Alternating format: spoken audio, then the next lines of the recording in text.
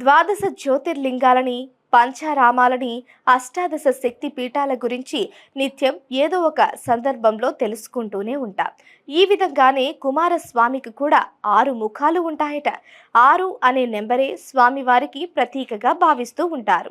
దీనికి కారణం కుమారస్వామిని 6గురు అక్కా చెల్లెళ్ళు పెంచడమేనని అంటారు.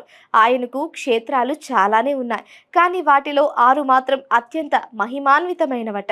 ఈ 6 క్షేత్రాలను తమిళంలో ఆరుపడై వీడు అని పిలుస్తారు. ఆ 6 క్షేత్రాలు ఎక్కడెక్కడ ఉన్నాయో ఇప్పుడు తెలుసుకుందాం. 6 పైడి వీడులో తొలి క్షేత్రమే తిరుపరన్కుండం. ఇది మదురై ఊరి పొలిమేరలో ఉంది.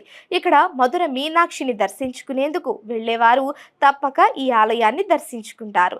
ఇక్కడే స్వామివారు దేవసేనను వివాహమాడారట. తిరుచెందూరు స్వామివారి 6 ఆలయాల్లో సముద్ర తీరాన ఉన్న ఏకైక ఆలయం.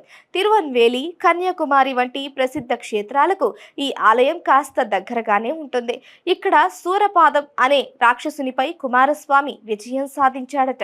తిరుత్తణి రాక్షసులతో యుద్ధం ముగిసిన తరువాత తిరుత్తణిలో కుమారస్వామి సేద తీరాడట. ఇక్కడే స్వామివారికి వల్లీదేవితో వివాహం జరిగిందట. పళమూరు చోళ్ళై మదురై నగరానికి 20 కిలోమీటర్ల దూరంలో దట్టమైన అడవుల మధ్య ఓ చిన్న కొండ మీద స్వామివారి క్షేత్రం ఉంటుంది. ఇక్కడ స్వామివారు వల్లి దేవసేన సమేతుడై కనిపిస్తాడు. పళని ఇది తెలుగు వాళ్ళందరికీ సుపరిచితమైన ప్రదేశమే.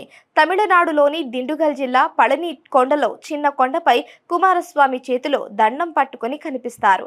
ఇక్కడ స్వామివారు దండంతో కనిపిస్తారు కాబట్టే దండాయుధపాణి అని కూడా పిలుస్తారు. ఇక్కడి స్వామివారి విగ్రహాన్ని 9 రకాల లోహాలతో రూపొందిస్తూ ఉంటారు. స్వామిమలై తమిళనాడులోని కుంభకోణం అనే ఊరికి అతి సమీపంలో స్వామిమలై ఉంటుంది. ఈ ప్రాంత విశేషం ఏంటంటే సాక్షాత్తు తండ్రి శివయ్యకి కుమారస్వామి ఓంకారం తెలియజేశాడట. అందమైన ప్రకృతి నడుమ వల్లి దేవసేన సమేతంగా ఉన్న ఇక్కడి స్వామివారిని చూడటం ఓ దివ్యమైన అనుభూతి అంటారు భక్తులు.